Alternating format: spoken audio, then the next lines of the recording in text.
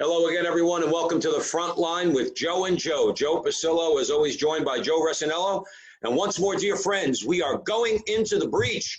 And we want to thank you all for joining us today. And most importantly, we want to thank Captain George Phillips for joining us today, because we're going to be talking about a great man today, Father Vincent Capodanno. And we're going to get into the whole thing. But Father Vincent is a great example of Christian self-sacrifice, and you'll find out why in a couple minutes. Just to give a little background, by the way, very quickly on Captain Phillips, he's personal decorations and awards. He was awarded the Legion of Merit, Meritorious Service Medal, 2 Bronze Stars, 2 Purple Hearts, Combat Action Ribbon, Good Conduct Medal with 1 star, and the Distinguished Civilian Service Award. Needless to say, Captain Phillips, thank you for your service. I really appreciate it. A little background very quickly on Father Vincent Capodanno, one of 10 children raised by Italian-American parents in Staten Island, New York. He went to Fordham University and was ordained a Maryknoll priest and served in Taiwan and Hong Kong. He volunteered for the Marines and served as a chaplain in Vietnam, and he received the Medal of Honor. He was declared a servant of God by the Catholic Church. And with that background, I'm going to kick it over to you, Joe Resinello, and we'll get the interview started. Oh, and by the way, everybody watching the interview, please make sure, and we're going to give, Captain, you'll be able to give any contact information at any time you want. But follow us on Facebook at The Frontline with Joe and Joe, and please follow us on YouTube at the same, The Frontline with Joe and Joe. Okay, we're going to begin with the prayer, because all good things start with the prayer, and this is a good thing. Name of the Father, Son, Holy Spirit, amen. Amen. Saint Michael the Archangel, defend us in battle. Be our protection against the wickedness and snares of the devil. May God rebuke him, we humbly pray. With thou, Prince of the heavenly host, by the power of God, cast into hell Satan and all the evil spirits that prowl about the world, seeking the ruin of souls, amen. Captain Phillips, as Joe said, it's an honor to talk to you about Father Vincent Capodanno. I think it's providential. I read a book about him a number of years ago. Joe and I are on the radio in Louisiana. Ironically enough, 2 guys from New Jersey are being broadcasted out of Louisiana, yeah. and they mentioned him. And I said, you know, it was kind of weird that I was listening at that time. So I reached out to you, and lo and behold, here you are. I think a good place to start is, as Joe said, you served in Vietnam. You knew Father Vincent. Could you just give us a brief, explanation from a personal perspective on how he impacted your life personally, as well as how he was like as a man when you served with him? He was the most unique person that I've ever met in my life. He had the ability to draw people in. Whenever you met him, or whenever he walked around the company site, he always drew crowds. He was very personable. Some of them have said, he was very good looking. I never really comment on that, but he was in one way the boy from Staten Island. He liked to smoke cigarettes. Actually, it was like a chimney. And he always had cigarettes to hand out to the troops.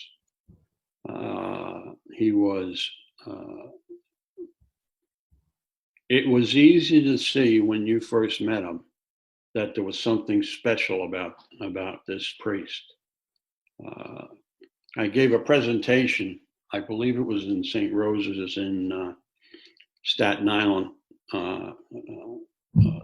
where he used to go to Mass.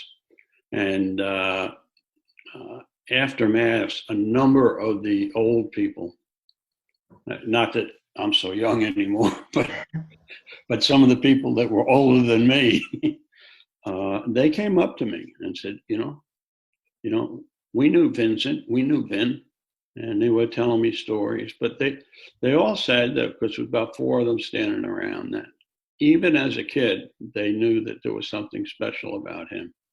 And in Vietnam, it was the same way. Whether you talk to people from 7th Marines or 5th Marines, it's always the same. And I'll talk about his eyes later on. The book that I read was entitled The Grunt Padre, and that was sort of the reputation that he developed amongst the Marines. Could you explain why they called him the Grunt Padre? Yeah, absolutely. And that was written by my friend, Father Mode. That actually, I would just tell you, that book started out as a thesis in his diaconate year. And he interviewed me for that book, along with many, many others. But after he finished the thesis and he turned it in, they said, "You better turn this into a book." But it was that book that really started to generate interest in Father Capodanno.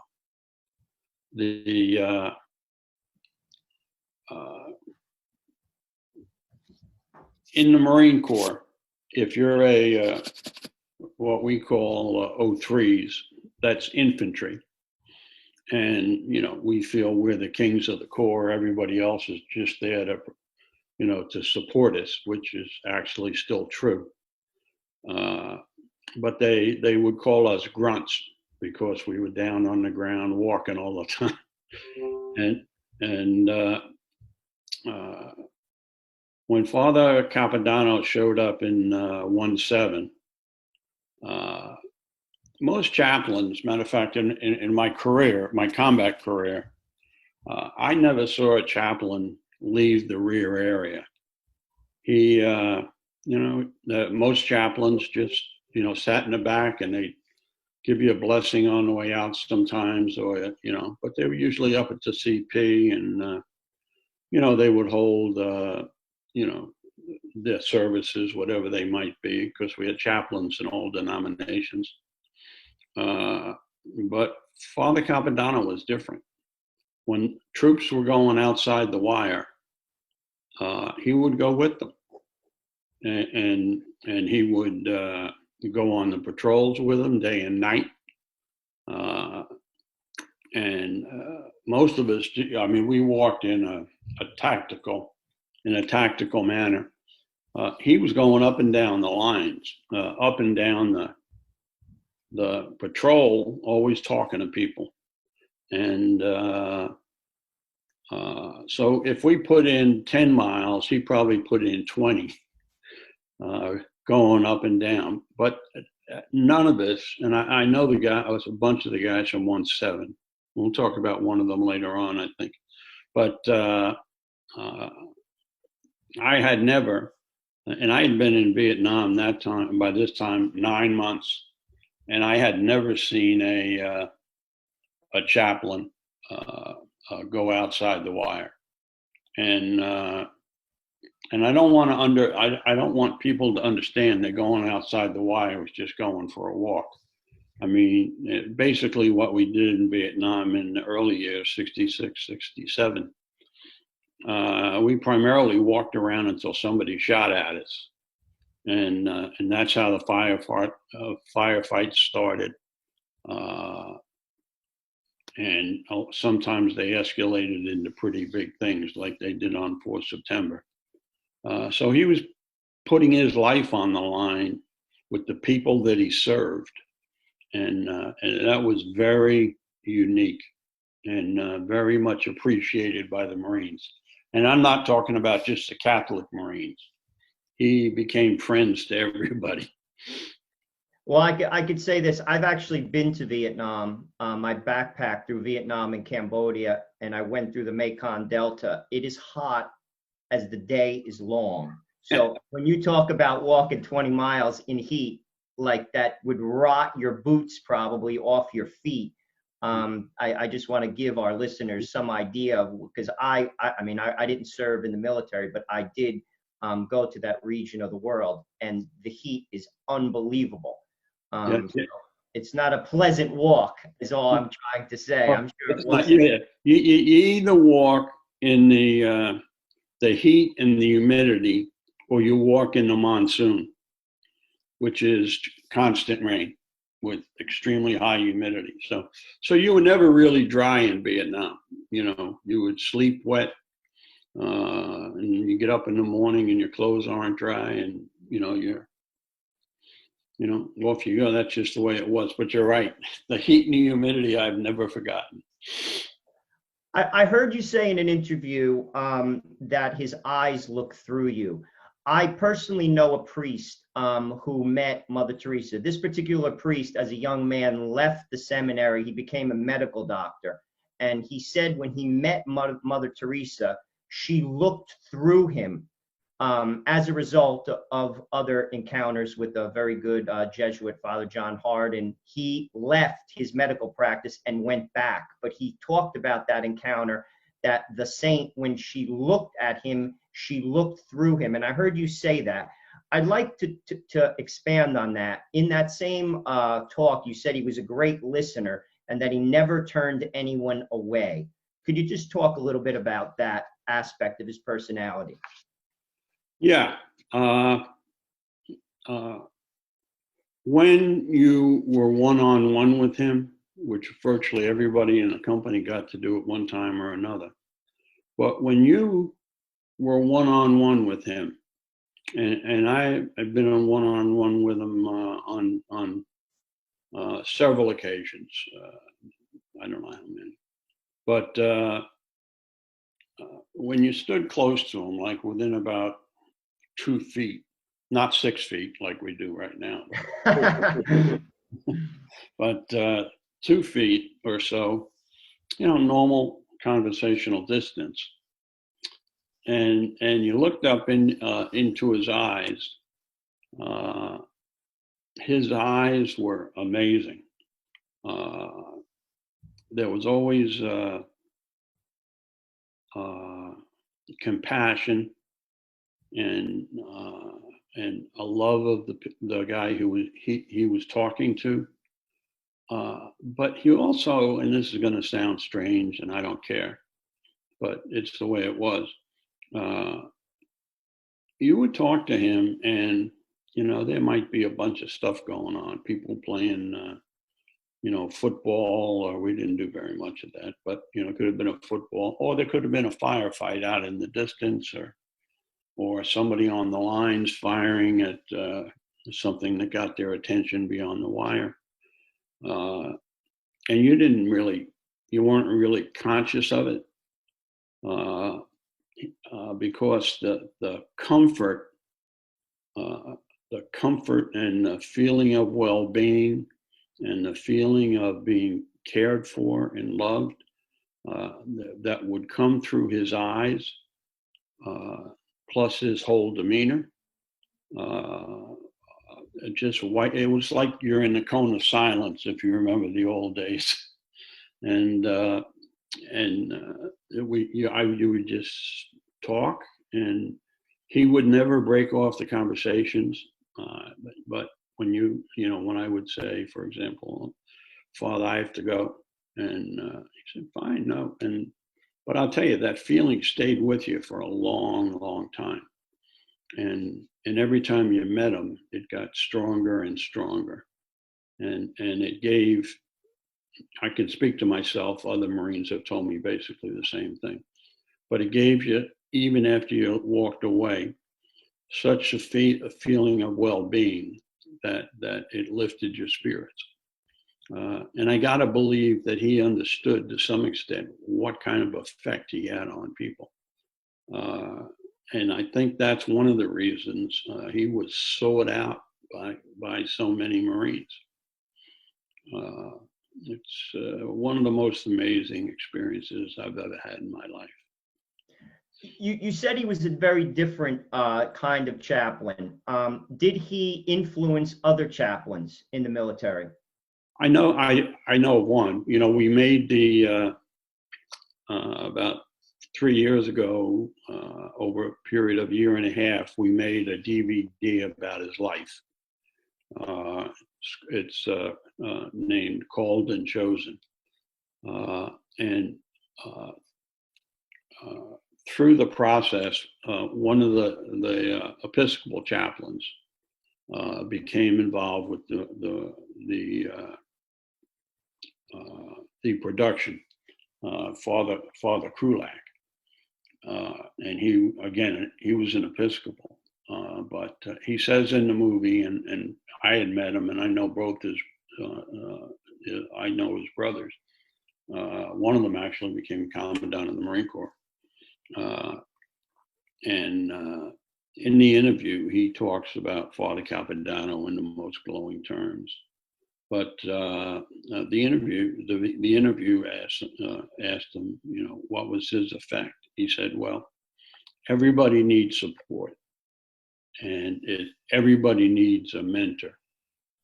He said, so when I was confused or needed help, Father Vincent was my mentor, and he was the best mentor anybody ever could have had.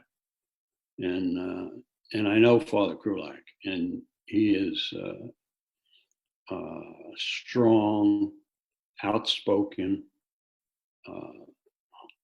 very dedicated priest in the Episcopal Church. So that's very high praise coming from him. I believe you. People like that have a deep effect on people. I could think of a few people who have influenced my life, and that example is never forgotten. I want to switch gears a moment, and I want you to talk a little bit about Operation Swift. I know that this was an incredible battle. It affected many lives. It altered many lives. Could you tell our listeners a little bit about that? Okay. I'll just give you the overview, and I think we'll talk later on in a little more detail, maybe.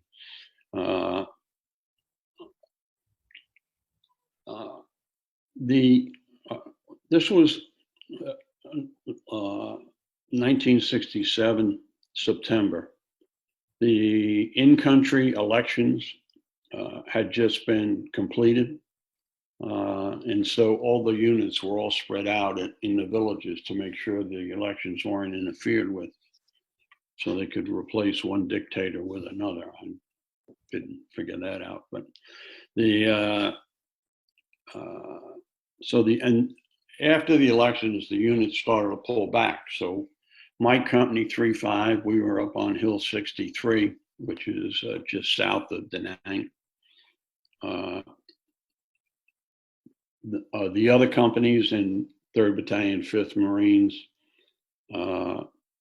were likewise stationed, around.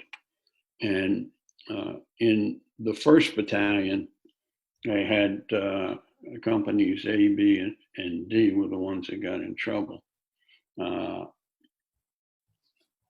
But at that time, we didn't know it, but looking back, the NVA was moving down the Ho Chi Minh Trail, starting to position people for the Tet Offensive in January '68.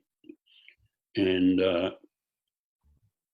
we noticed on the patrols, we noticed on the ambushes, the listening posts, a lot more activity. We were getting fired at a lot more than we had.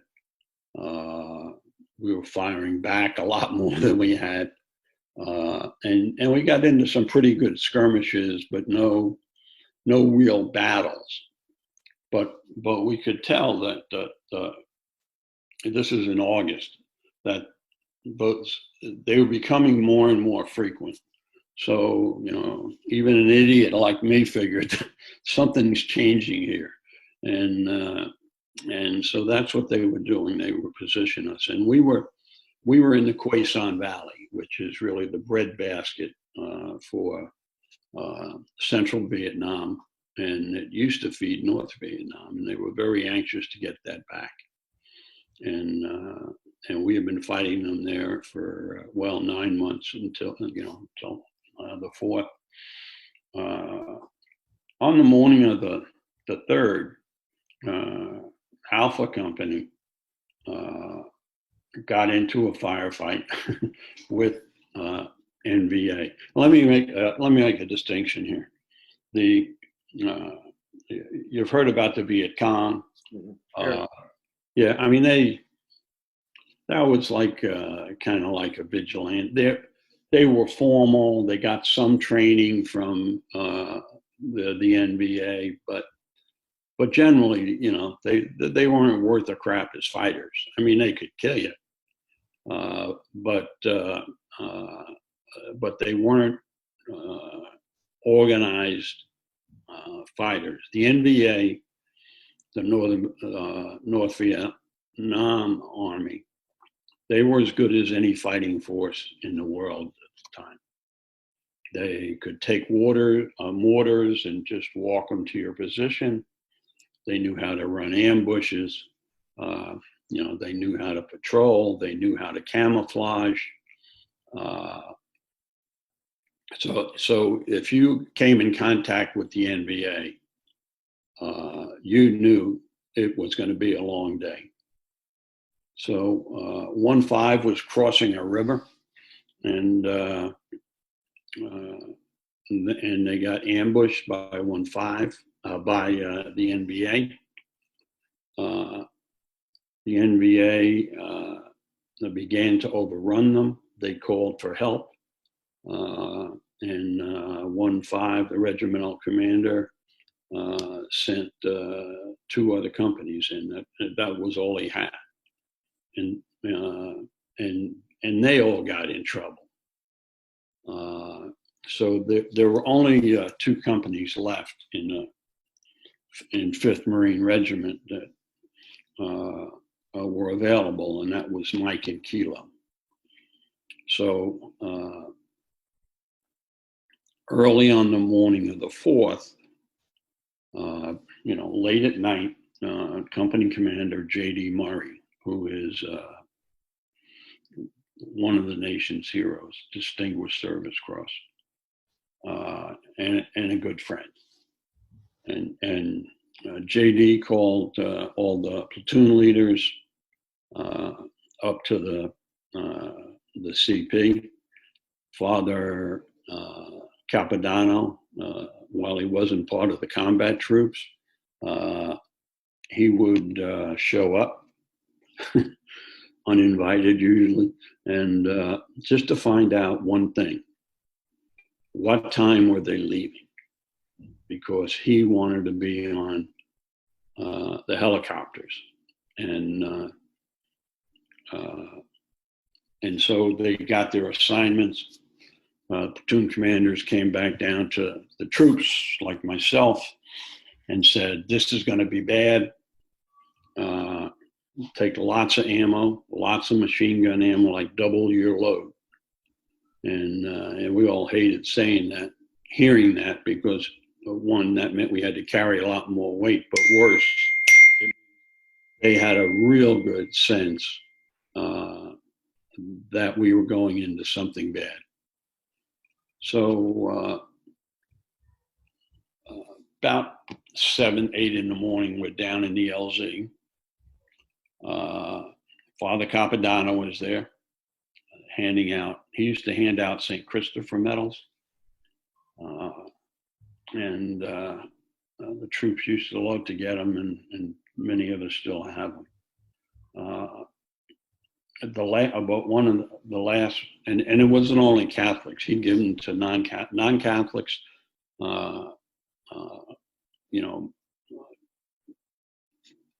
Would go to him just as the Catholics did. Whatever, if he was giving away bananas, they would have lined up for bananas, just because they were coming from him. But and he always had cigarettes, so if you have a lot, none of us smoked. Well, I didn't smoke at the time, but a lot of them did, just to pass the time. And so Father Capodanno always had cigarettes. He had families from New Jersey sending him all the stuff he wanted for his Marines, and that was a pretty good logistics setup he had engineered.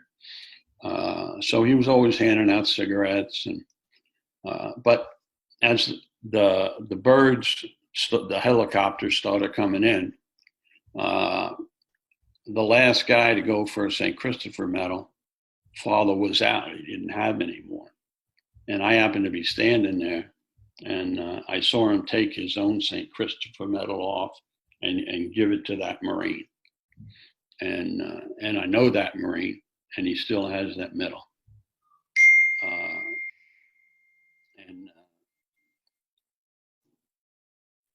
So the helicopters start to come in. I was in first platoon as a squad leader for weapons, and the helicopters start to come in. We start loading them up. First platoon, second platoon, headquarters, third platoon. First platoon goes first. We're going to take point. Second platoon's going to be on the right. Third platoon's going to be on the left. We're going to move in a wedge once we land. If you would look back at the LZ out of the last helicopter, where there had been a priest standing when the helicopters came in, when the helicopters were gone, Father Capodanno was nowhere to be seen because he was on the last chopper of third platoon, because at that point, nobody could stop him. There was nobody left in the LZ to tell him he couldn't go. And actually, the battalion commander tried to tell him he couldn't go, and he went over his head to division to get permission to go, and he did. The helicopters took off. We started flying for about 20 minutes into the LZ. But the LZ was so hot, so much firepower coming up from the ground. I mean, you're sitting in the helicopters watching holes in the floor materialize from machine guns shooting at the birds. So we went to an alternate landing spot, and we got there, and we started a walk. And I'll, if you want, I can pick up what from there to when he was killed now, or I can do it later on. Just keep going. Keep going. So we landed in the LZ, this alternate LZ, but it wasn't really the alternate LZ. They put us down 1,000 meters from where we're supposed to be, which is not unusual. And so we start walking, and we walked for about an hour and a half. And I was in the first platoon, and I was about the fourth guy in line. We had a point man, a guy behind him, squad leader for the infantry, and then myself, who had weapons. And we crossed over a knoll, small hill, what we now call the knoll. In the middle of this knoll was a massive bomb crater. So somebody had dropped a 2,000-pounder, and that's where it happened to land. So we start walking over the hill, first platoon. As we start down, what we would call, the face of the hill, the point man, Jack Swan, yelled back and said, "I think I just saw a bush move." And the squad leader yelled back, "If it moves again, shoot it." So about a minute later, we hear a burst of automatic coming from up front. And so you didn't even have time to think about that that Swanee had fired at that booth, because once those shots were fired, everything opened up. Everything. I mean, I had been in firefights and battles for 9 months up until this point, and some of them were pretty bad. Union 1, Union 2, DeSoto. These were all some of the biggest battles of Vietnam. And but I had never experienced, and the other guys would tell you, if you watch the movie, you would, if you watch the DVD, you would know. But the fire was so thick and so heavy that you really couldn't move. And remember, now you're on this hill, and there is some shrubbery, and there are some, little places where you could get in. But at the same time, you had to fight your way out of it, because if you didn't fight your way out of it, they'd overrun you. And so we all started firing back, and they got the command group into the crater, and things just got worse and worse. But in the middle of all this foolishness, Father Capodanno had walked from 3rd platoon up to 2nd platoon, and was moving into 1st, when the fire got real heavy. He immediately started going down the hill to help with the wounded and the dying. He saved several lives there. Lovejoy, I think we'll talk about later on. But just pulling people back into the CP, but really working on the wounded Marines and the dying Marines, giving them last rites. He used to say to everybody, "Fear not, God is with us today." And he would say that to us all the time. I remember thinking in the middle of this, "Fear not." And I remember thinking, how can you not be a little afraid of this? But I remembered that, and talking to the others, a bunch of others that survived, they all did too. But Father Capodanno, for hours, went up and down that hill. It's now maybe 1 o'clock in the afternoon. Firefight started at about 11:30. So around noon, 1 o'clock is when Father Capodanno starts going up and down the knoll, ministering to people. The corpsmen, for example, Navy corpsmen, when they're treating people, they're trained to lay alongside them when they treat them, so they're not giving a higher profile and be more likely to be shot.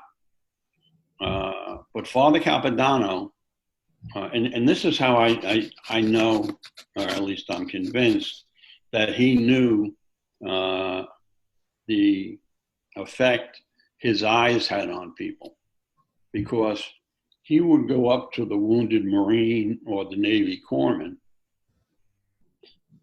and he would get up on one knee and look right in their eyes and look what was happening. And I know that was bringing them a tremendous amount of comfort, because that's what happened to everybody who got staring into his eyes. And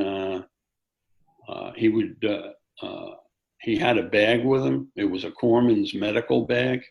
And so he would try to fix people up as best he could, and then drag them back into the CP. The CP was deep enough that the command group was up top, and they were laying body bags on one side and the wounded on the other side. And this continued, seemed like for days, but about 2 o'clock, he was running down the hill to minister to Marines, and he got stitched by a rifle or a 50 cal. Not bad. Lost a couple of fingers on his right hand. Got wounded up in his shoulder by a mortar later on. But I would imagine that frustrated him, because to a priest, his right hand is everything. That's how he makes the sign of the cross, how he does everything with the host. And so I imagine that frustrated him pretty much. He didn't even bandage it.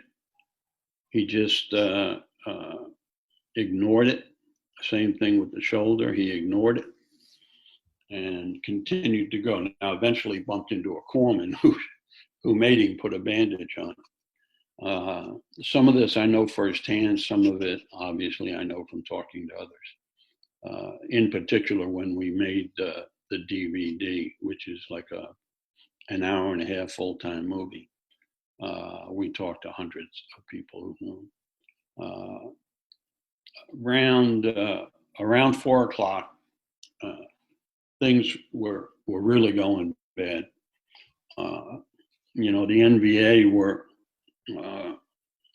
they had, I don't know how many 50 cal machine guns.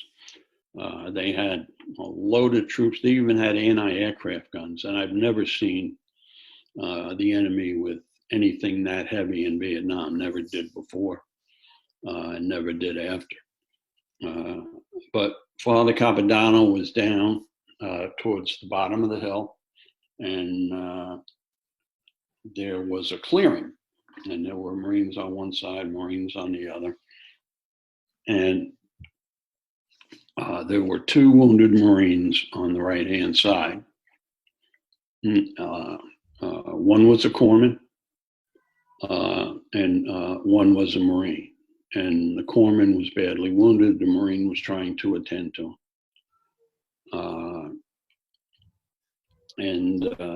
Anyway, Father Capodanno saw, I think the Marine got killed, and then the corpsman was there alone.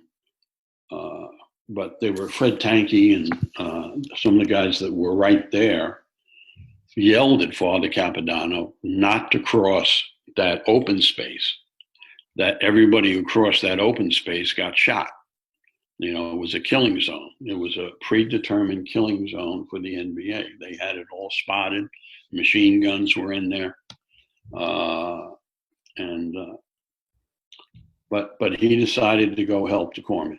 He said, look, this is what I'm here for. And off he went to the corpsman. And while he was attending the corpsman, the 50 cal picked him up and put 29 shots in him. For those of you who don't know how strong a 50 cal is, if you were to stand in a field and hold your hand out, and a 50 cal hit you from 800 yards away and hit your hand, it would take you to the ground. And it would probably take your hand right off. So, nobody survives, that kind of injury. And there were lots of other things going on then. And so Father Capodanno laid there dead, without any weapons, of course, with the corpsman. The battle continued to rage until about 10 o'clock at night. Now, some of us who had been wounded, like I had been wounded in a leg, but were still mobile, what we started doing was going down the hill and bringing up anybody we could find, dead, wounded, and bring them back up. Turns out that I'm told, I don't remember, that I was one of the ones that brought Father Capodanno up. But, we would throw them in ponchos. And so and it was pitch black. You really couldn't see what you were doing other than, the bodies. You could see it, if you were looking. And there were a lot of bodies. But as we got up to the CP, this was told to me by another guy who was up there, because I don't remember, that J.D. Murray, who was the company commander, saw something shiny under the poncho. And so he opened it up and just pulled it back, and he saw it was Father Capodanno, the Padre. and nobody called him Father Capodanno. Everybody called him Padre. And so we had the wounded over here, the dead over here, but Father Capodanno was set aside separately. And JD is not a Catholic, but but he recognized the significance of the death of Father Capodanno, and he knew how special he was. He and I have talked these things over for hours. So you have to report these, and as he went on, and he'll tell you, well, if he was here, that he went on the radio, because you have to report casualties. And he went on the radio and said, one Navy lieutenant, KIA. Well, there was only one officer in the Navy that would ever be there, and that is a chaplain. So they came back immediately on the radio and said, reconfirm, reconfirm. And so he went back and said it again. And that set off a firestorm all the way up to the commanding general. And, they wanted to get him out immediately, but there was still too much shooting going on. But the next morning, the choppers came in. And when we got back to the rear, the word had started to pass during the night that the Grunt Padre was dead. And it went all over 1st Marine Division. The corpsman over the Henry Hernandez over in 1-7, they heard about it, and people were just breaking down in tears. It went across the division so fast. I mean, like in 24 hours, anybody you met knew that the Grunt Padre. I got flown out to the Repos, which was a hospital ship, much like you see in New York Harbor. And they knew out there, and they had heard of him. So when they found out that he was dead, they actually had a memorial service out there. Back in the rear, Father Krulak, with his mentor now dead, asked to be in charge of the memorial service. Now, we don't normally have memorial services. When Marines die out there, we treat them with a lot of respect. And we handle the bodies as if they're still alive. And they get flown back to the morgue at Da Nang. When his body went back to the morgue, not Henry Hernandez, the name will come to me. Wait a minute, I have it right here. Leo Rosetta was a corpsman up there, and Leo knew Father Capodanno very, very well, and it was his job to go through and identify, and he said he couldn't do it. He absolutely, he couldn't open the body bag and see Father the way he was, because he was a mess, and so he got other people to do it. And every time he talks about that, a lot of us get upset. For the memorial service, I had only been to one once before in February. I don't know who got killed, but so they had a memorial service, and I didn't know who it was, so I didn't go. But they may have had like 20 people there. Well, Father Krulak went to the battalion commander and said, how many trucks? Tell me how many people are coming, and I'll get the trucks. Well, it turns out they had over 400 people showed up for the memorial service. And that's unheard of. It's also unheard of that a battalion commander would allow that many people in one spot. Because, I mean, that's a big, big target. You know, I mean, you get 4 or 5 mortars landing in there and you'll take out every one of those 4. But for Father Capodanno, nobody seemed to care about their own safety. They just wanted to be at the memorial service. I didn't get to go because I was flown out. And shortly after he got to the morgue, you know, the family was advised and the body was flown home.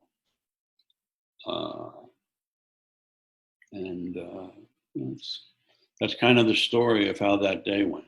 I mean, Could you, for the benefit of our listeners, could you give them an idea of how you guys were outnumbered? I heard you say in an interview, you broke down the numbers of the North Vietnamese Army versus the Marines on the ground. I think it'll paint a very, very clear picture as far as what you guys were up against.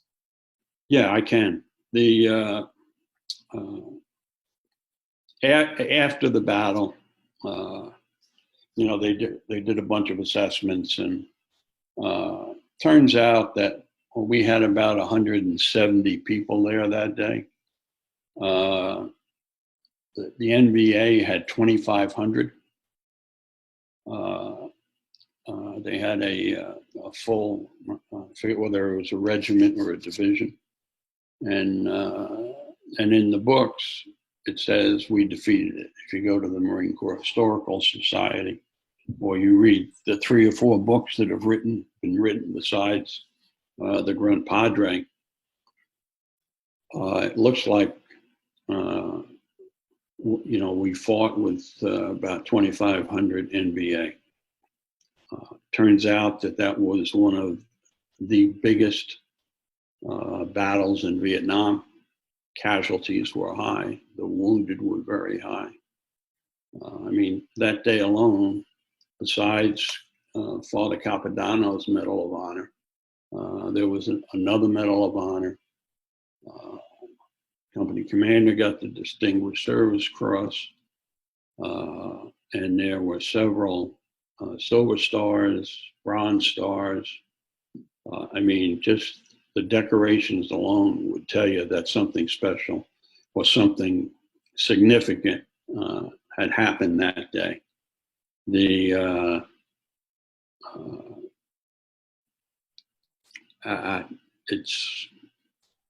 It's hard to remember, but 2,500 people and 178, that's not a fair fight. They needed at least 4,500 if they were going to have a chance. Nice. I love it. Captain Phillips, you mentioned a few names during the course of that battle. I'd like to bring our listeners into those encounters because I think they're very significant.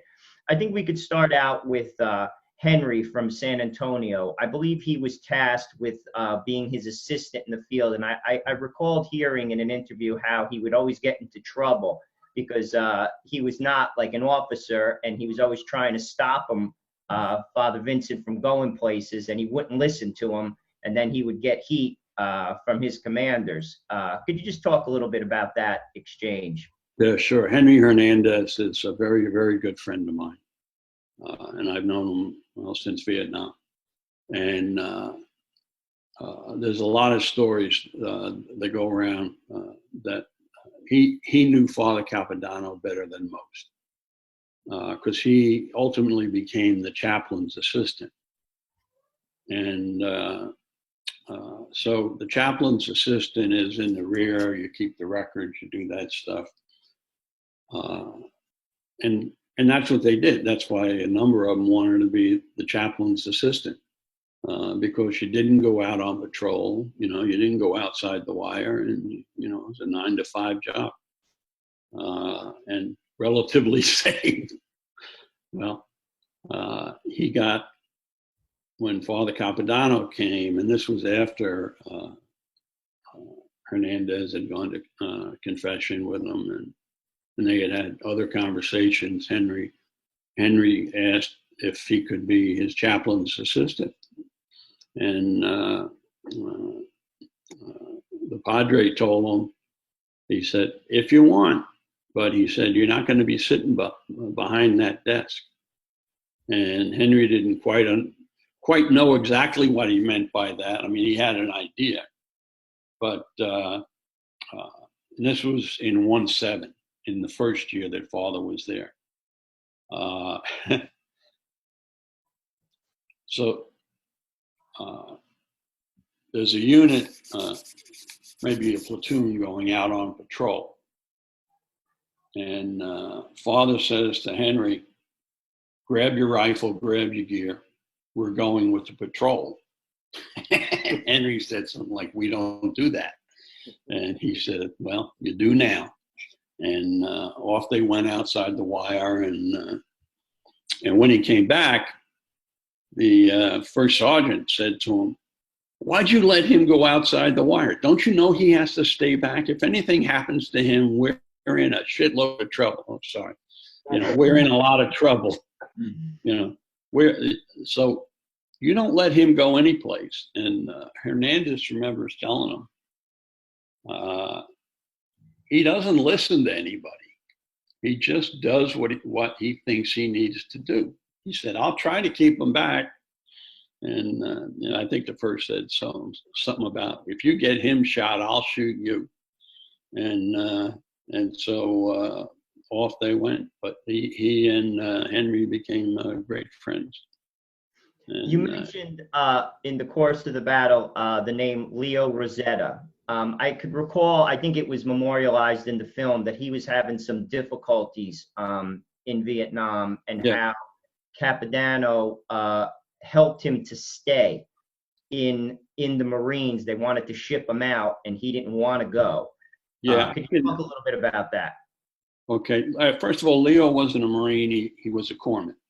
Okay, I'm sorry. All right, but we treated the corpsmen as Marines. They're actually more valuable in some cases because they could do things we couldn't do. And he had been with 17. He had been on. He had been there for 13 months. In the infantry, a grunt, and he had extended for a year. And he was about 3 months from the end of that second tour when it all just got to him. Too many deaths, too many wounded. You get to a point where you've seen so much, you just really don't want to see it anymore. And I mean, Leo would shake, and well, all of us did at one point or another. But at that point, this is 1967, they didn't know what PTSD was. They didn't figure that out for years. Almost all the infantry guys coming back from Vietnam had some level of PTSD, but none of us knew it. We would just do crazy things and people would look at us. Anyway, he had PSD. They were calling it something else. And so he had to go see the psych on numerous occasions. And the psych says, look, you can't function anymore. You can't handle it anymore, Leo, I'm going to send you home. Well, everybody in the world knows it was a 13-month tour. If you get sent home early, he was afraid that it would put a stigma on him, that he wasn't strong enough to complete the second tour. Wouldn't mean anything to civilians, but it means a lot to Marines. So he bumped into Father Capodanno one day. He was sitting on a porch, kind of crying a little bit. And anyway, he told Father his predicament. And he told Father, I'm not going home. they can order me out of here, but I'm not going. And so he had been in 1-7. He said, if I can get up to First Med, which was like the big hospital, he said, if I can get up there for 3 months, I can finish my tour. And this is a short version of several meetings and several conversations. Father Capodanno finally said, let me see what I could do. And about 2 days later, Leo was transferred up to 1 Med. He finished his tour. And I see him periodically. When we were making the movie, he heard about it. And he came walking to my office one day and wanted to tell me the story, and wanted to know, could he be part of the movie, because he wanted people to know how wonderful Father Capodanno was. And so I said, sure, Joe, you're in. Yeah. Or Leo. That was Leo, yeah. And you also mentioned. I'm sorry. Also, there was another gentleman, Steve Lovejoy, radio operator, I believe. Father Vincent saved his life. Can you tell us a little bit about that? Yeah, the companies, the company command group traveled with 3 or 4 different radio, facts for the aircraft, artillery, all of that stuff, so we could talk to any of the supporting arms. And but each platoon also had a radio, so we could talk amongst ourselves and talk to the commanding officer, and these were tactical radios. They're very heavy. And Steve lives out in California, Southern California now, and he's another fantastic guy. But he had gotten wounded, and he was down the hill, and he had the radio, and he was trying to radio for help, and because he couldn't move and there wasn't anybody else around him, and he said, all of a sudden, out of nowhere, comes this big guy, because Father Capodanno was, he was 6'3", but he was, not heavy. Well, none of us there were heavy after a couple of months. But, and he said this guy just grabbed him and grabbed his radio and dragged him up into cover. And when he looked, he saw it was Father Capodanno. Now, the other thing that happened up there was that day and that night, we used every piece of support weapons that we could. One of the ones that JD called in was gas. He did it a couple of times. But the North Vietnamese were terrified of the gas. They thought it would kill them. And so they used to back off when they would see the gas. And Father Capodanno, when he got Steve up undercover, he was looking for his gas mask. Well, he didn't have it. So Father Capodanno gave him his, made him keep it on, and told him to stay there. They would come and take him to the CP, and he was off again. Steve to this day will say, if it wasn't for him, I'd be dead.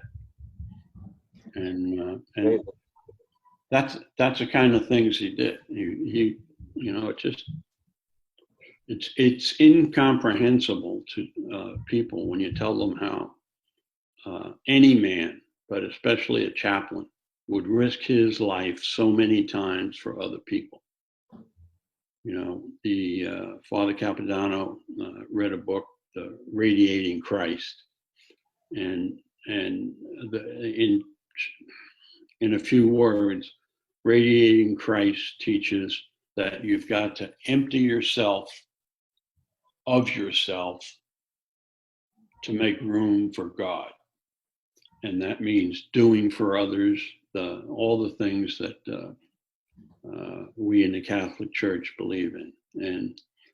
And he did that. I mean, I'm convinced, I'm convinced that he was able to empty himself out completely and just make room for God, because he was a saint. Oh, I would agree. 100%. I mean, a great man in the Bible also did something similar. It was John the Baptist. He said, I must decrease and he must increase. And Right. That's exactly what that man did. You know, Henry said something in an interview that I thought was very telling, and then I want to direct it to you. He said he was having trouble going to confession, and he said it was the greatest confession he ever had when he spoke with Father Capodanno, and he credits Father Capodanno for saving his soul. How has he helped you as a Catholic? I know, Captain Phillips, you're a Catholic. I'm a Catholic, so is Joe P. How has his example, because you witnessed the example of, if you ask me, a saint, how has that influenced your life after Vietnam as a Catholic man, a father, and a husband? Yeah, I guess the first thing I would say is that after Father Capodanno got killed, I started to pray to him that day because, and I don't know how much of this was done thinking through, but but I felt the need to pray to him. And through the years, I've continued to pray to him. And, my wife and I, in raising our children, because Kathy, obviously, when she met me after Vietnam, well, we were going to get married before Vietnam, and we figured, you better wait just in case things don't go well. So, but she knew Father Capodanno very well from everything that I had told her. And so,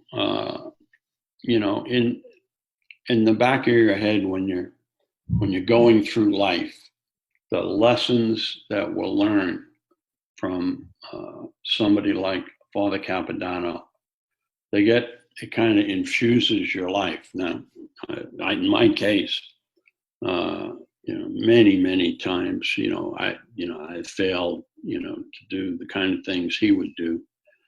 But other times I did, and kind of changed my life a lot, because I knew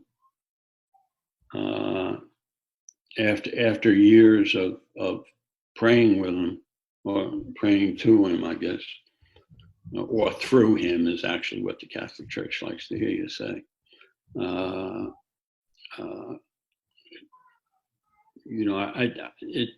It just kind of takes over, how you do things. And then I started meeting about 10 years ago. Jack had pulled a bunch of people together for a reunion. I guess we had about 40 or so, I don't know. And everybody, we talked about a lot of things, but everybody talked about Father Capodanno. You couldn't get into a group conversation about, about anything, this firefight, that firefight, without somebody bringing up Father Capodanno. And it's interesting because he was only with us for about 7 weeks, and yet he had a tremendous impact on everybody. And of course, when the Father Capodanno cause for canonization was approved, I was living in DC at the time, and anyway, I got asked to be the chairman, and so I become so much involved now, and and I've learned so much more about him that I didn't know back then. It just reinforced everything that I believe, and I think he's been a strong influence on my life. Although I didn't do so well, but I know he was trying with me. So. Yeah, we're all work in progress, Captain. We'll get there. How you mentioned the canonization process? How is that moving along, Captain? Very well. The in 2005, the cause for canonization was approved, and Father Vincent was declared a servant of God. Awesome. It moved very slowly because you have to set up a tribunal. There's a whole bunch of structure that goes behind these things, and so things had to get formed up. And the last thing that got formed up was the guild about 7 or 8 years ago. I don't know whether I had a note here that said that, but about 7, 8, maybe 9 years ago, and I ended up being the chairman. Mary Priest, who is the vice postulator, the postulators in Rome, she's been a godsend. She's been in this from the beginning, and she manages the postulator over in Italy with his happy little band of minions. It's very expensive, but it's going along well. We spent 2 years taking 2 priests and a Monsignor, 2 Monsignors and a priest, and the priest was the notary, because they would do all the statements right there, and then they get notarized and witnessed. And that took about 2 years. And then the Archbishop has to go through all that, well, through, the people that work with him, to go through and make sure that there's, and of course, the Monsignors and others, to make sure that there's nothing in there that would bring discredit upon the church. We gathered up everything he had ever written that we could find. We got all his letters home from Taiwan and Hong Kong and Vietnam, and they are actually, the letters are amazing in themselves, and they give you greater insight into just how holy this man was. But in 2 years ago, about 2 years ago, we finally had what they call the axe. And the axe is crates and crates and crates of all the information that we had gathered. The axe, go to Rome, delivered by Archbishop Broglio. And the acts then go to the postulator and the cause for saints. And they all begin to review them. The postulator has to write what they call a posit, which is a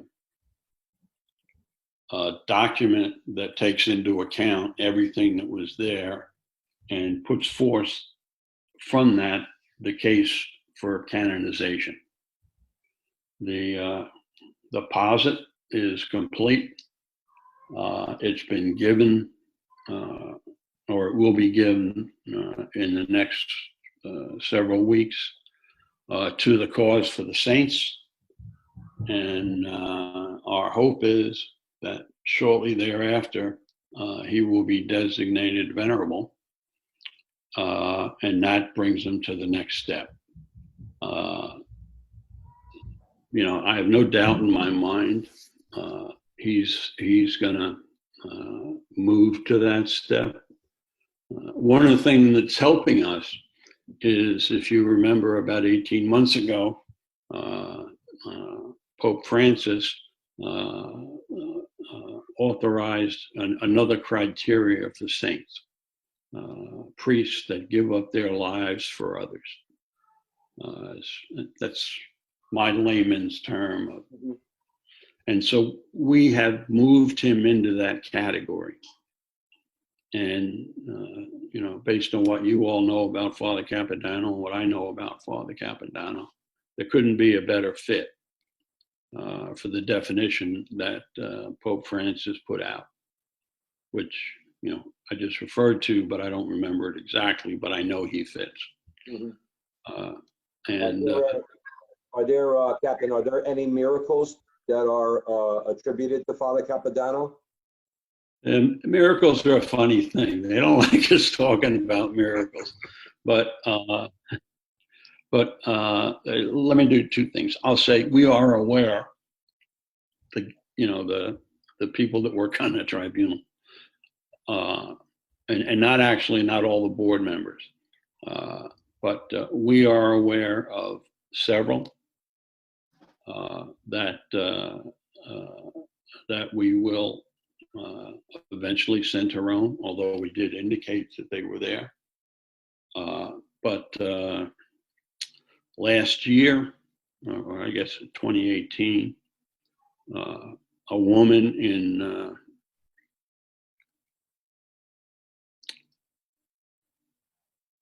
Florida, give me a second. Yeah, here it is. I know I'm 73, so I don't remember all of this stuff. All good. Yeah, like I used to. But in Florida,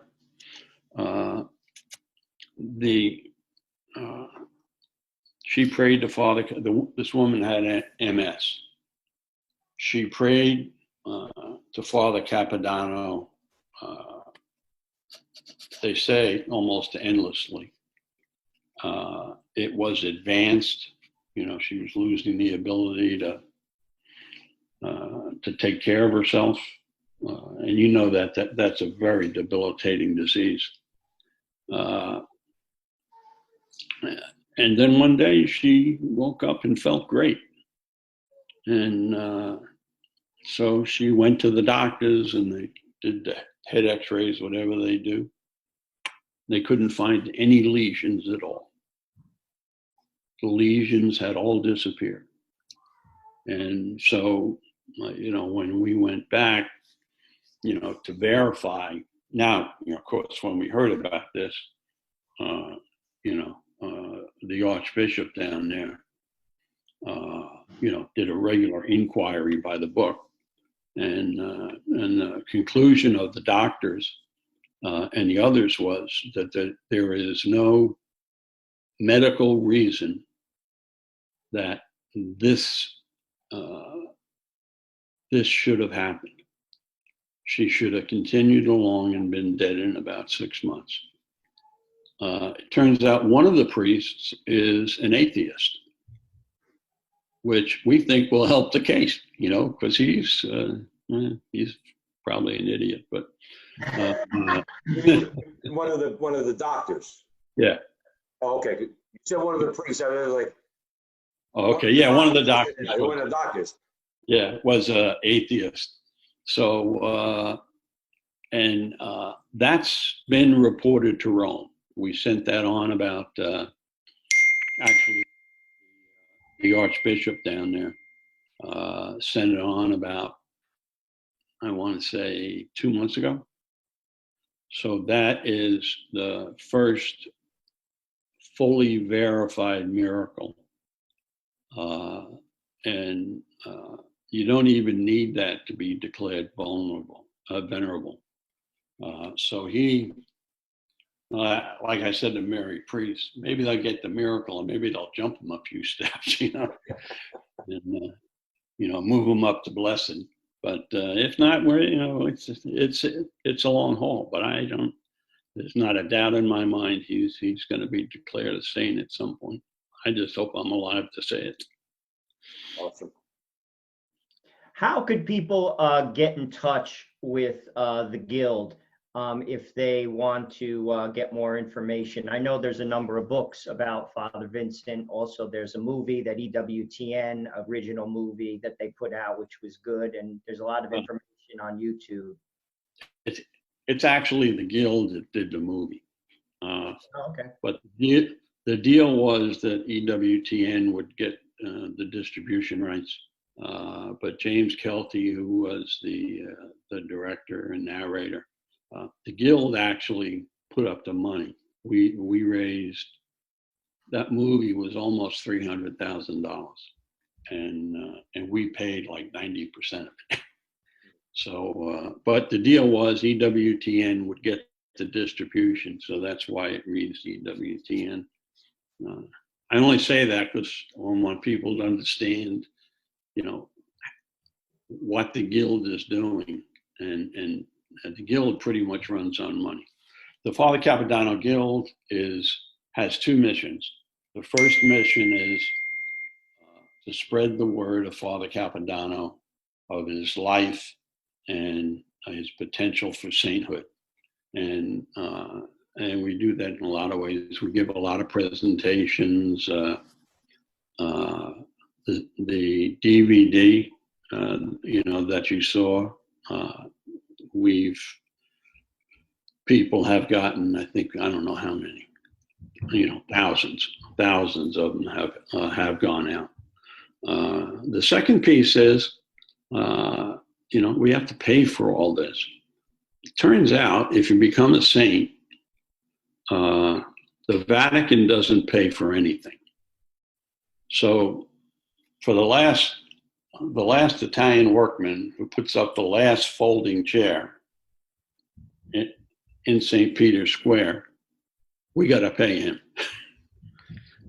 and everything else. So, but we do have some upcoming expenses, but they're the two missions. One to spread the word, and two to facilitate the things that have to take place. Where do our listeners find the Guild? Kevin, where do our listeners, where do they find the Guild online? What is it?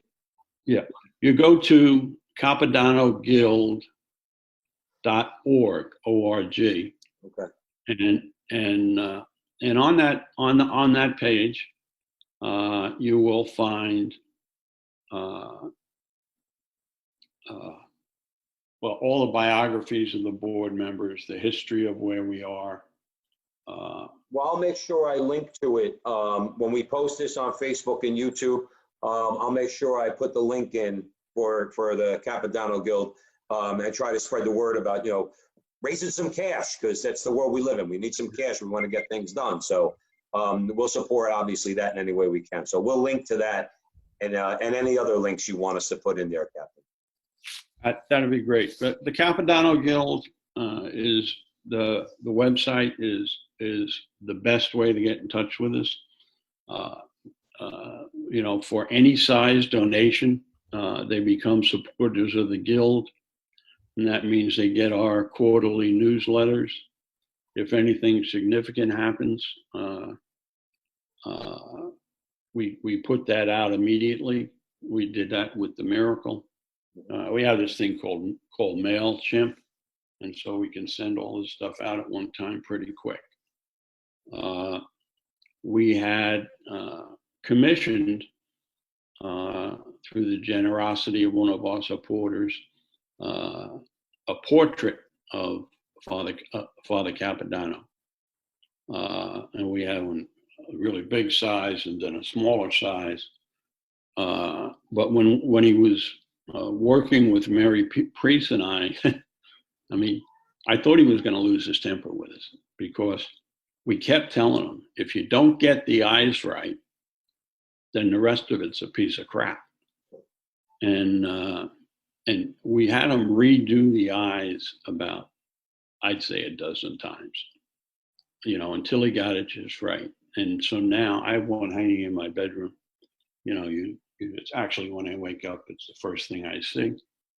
And you can see the eyes are just perfect. The CDC, the DVDs are on there. And a whole lot of other organizations, other bits of information, how to contact us. There's a number of books, as Joe referred to, that have been written about them. Those accounts are, I'd say, 90% consistent from one to the other, considering the time frames they were written. You know, the Grunt Padre was written in 86. Then along comes the council. They have a tremendous amount more information. The Marines from 3.5, you know, come together in a reunion and more information comes out.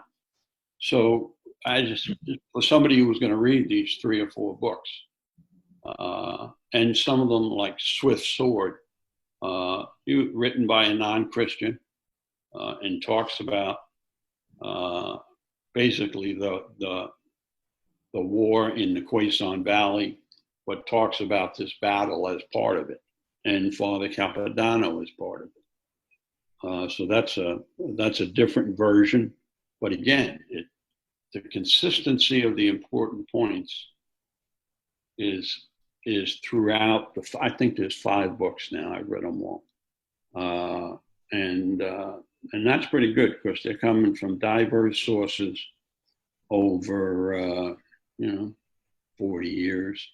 You know, well, actually, since the 4th one is at 97, 53 years. 53 years ago is when the events took place. So it's pretty amazing, I think. But we really need supporters. We really need people to help us. Because our next, if they come back and make them venerable, we then have to, he's buried in the St. Peter Cemetery in Staten Island. And we then have to exhume the body and bring it to Washington and put it in, an appropriate resting place. The thought right now is that we have a small, not really small, but a chapel room, but it's unfinished and it wasn't designed to hold a casket. We started to do some of the renovations on it, but we'll need a lot more money to make it the kind of place that should be a resting place for a saint. And these, and I'll tell you, so far everything that we've tried to do and had to do, people have stepped up and supported us, and there's never been a day when we didn't have money in the bank account. That's awesome. So, yeah, I mean it's pretty good. I never knew I could raise money. Well, obviously Joe and I will do what we can to spread the word.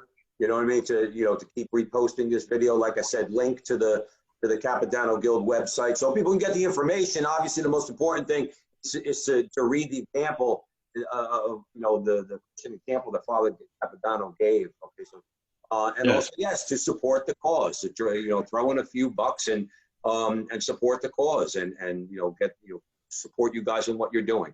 So it's awesome. We would greatly appreciate that. Because we're looking at some pretty heavy expenses. And again, the first part of our mission, and I tell everybody, and I've told the board, that it's the most important part of our mission, and that is to spread the news of this holy priest, the story of his life. And the money is important, but things like this go a long way towards making the life of this soon-to-be saint known to a much broader audience, more than I could do by giving a presentation. So we really appreciate you all bringing us on Frontline. Absolutely. And well, Captain Phillips, This was an honor. We were educated, Joe Pasillo and myself, by what you have told us and told our listeners. Father Vincent Capodanno is a saint and will become a saint. There is no question in my mind. He served on the front lines. He is an example. That is what a saint is. They are examples to the world. America needs more examples.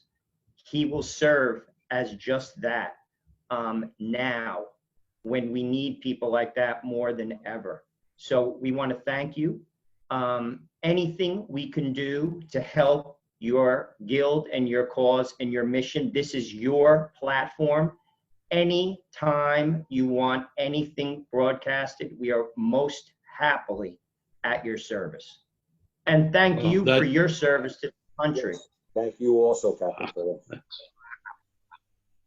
Okay. Speaking for the Guild, I again want to thank you both for giving us the time to accomplish both our missions, the education piece and raising funds. And you all have been wonderful, and it's been a lot of fun. And again, I thank you very much. All right, thank you, Captain Phillips. And we want to thank you all for joining us here at the front line with Joe and Joe. Joe Pasillo and Joe Resinello. You can catch our show live over the weekend on Facebook Live. Tonight we're going to be going YouTube Live also.